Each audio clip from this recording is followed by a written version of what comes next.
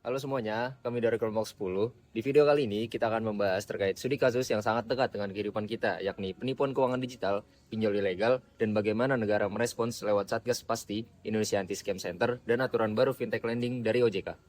Kenapa ini penting? Karena menurut data OJK, sejak 2017 sampai 31 Mei 2025, Satgas Pasti sudah menghentikan 13.228 entitas keuangan ilegal, terdiri lebih dari 11.000 pinjol ilegal dan hampir 1.800 investasi bodong, dan ratusan gadai ilegal. Itu skala masalah yang nggak bisa dianggap sepele.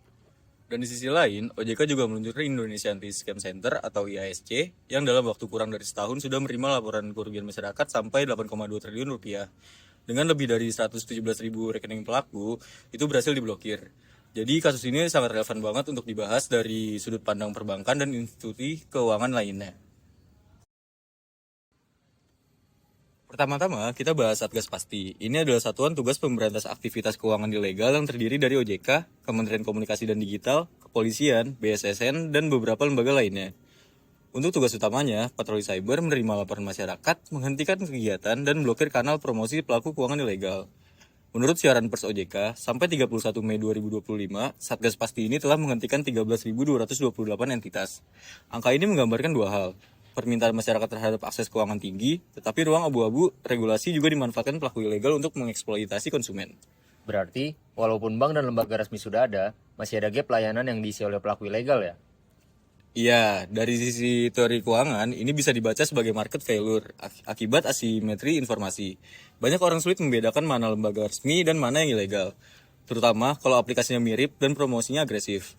Satgas Pasti ini jadi alat penegakan hukum, tapi sifatnya cenderung reaktif, seperti bertindak setelah ada laporan atau temuan. Supaya lebih konkret, kita ambil contoh entitas keuangan ilegal yang sudah berhasil dihentikan oleh Satgas Pasti, yaitu BBH Indonesia dan Smart Wallet. Menurut siaran pers Satgas Pasti tanggal 18 Maret 2024, dua entitas ini dihentikan kegiatannya karena terindikasi melakukan aktivitas penipuan dan tidak memiliki izin dari otoritas terkait. Pertama, BBH Indonesia mencatut nama Bartley Bogle Hegarty atau BBH, yaitu agensi periklanan di Inggris, padahal tidak ada hubungan legal. Mereka menawarkan pekerjaan paruh waktu lewat aplikasi yang harus diunduh, menjanjikan pendapatan harian, lalu meminta deposit dari anggota sebagai syarat. Skemanya memakai pola member get member dengan bonus berjenjang dan bahkan menggunakan figur warga negara asing di pertemuan untuk meyakinkan korban. Setelah verifikasi dan pemanggilan beberapa pimpinan cabang, Satgas Pasti menyimpulkan bahwa aktivitas BBH di Indonesia adalah penipuan dan tidak sesuai izin. Izin usaha yang dikeluarkan oleh Kementerian Investasi atau BKPM. Karena itu, akses aplikasi dan rekening terkait diblokir, serta kasusnya dikoordinasikan dengan aparat penegak hukum. Kedua, Smart Wallet. Smart Wallet ini menjalankan penghimpunan dana berkedok robot trading atau expert advisor dengan sistem multi-level marketing, tetapi tidak punya perizinan yang sah di Indonesia. Hasil investigasi Bapepti dan Kementerian Perdagangan menyatakan Smart Wallet sebagai kegiatan ilegal, sehingga akses situs dan aplikasinya juga diblokir. Jadi, pola pelanggarannya jelas ya. Yang pertama, tidak punya izin sebagai lembaga keuangan atau perdagangan berjangka. Yang kedua, menjanjikan imbal hasil tidak wajar. Ketiga, menggunakan skema member get member. Yang keempat, dan sering memanfaatkan nama institusi asing atau ternama untuk kelihatan meyakinkan.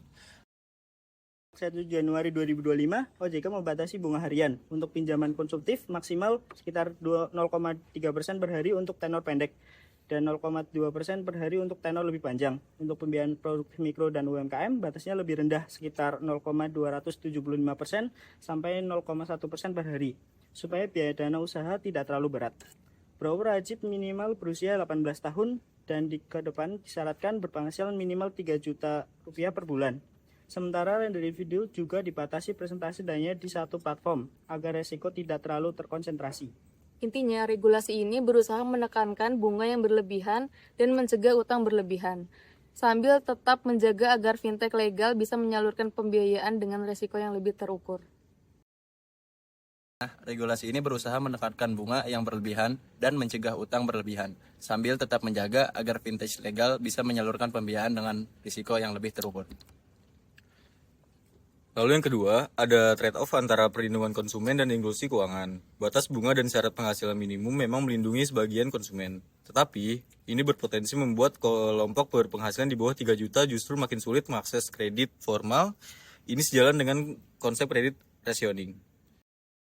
Kasus ini menunjukkan bahwa inovasi keuangan digital datang dengan konsekuensi, biaya kepatuhan yang lebih tinggi dan tuntutan sistem keamanan yang lebih kuat. Dari sisi regulator, pesan utamanya adalah mencari titik keseimbangan antara stabilitas sistem keuangan, perlindungan konsumen, dan akses terhadap pembiayaan bagi kelompok yang tidak terlayani bank.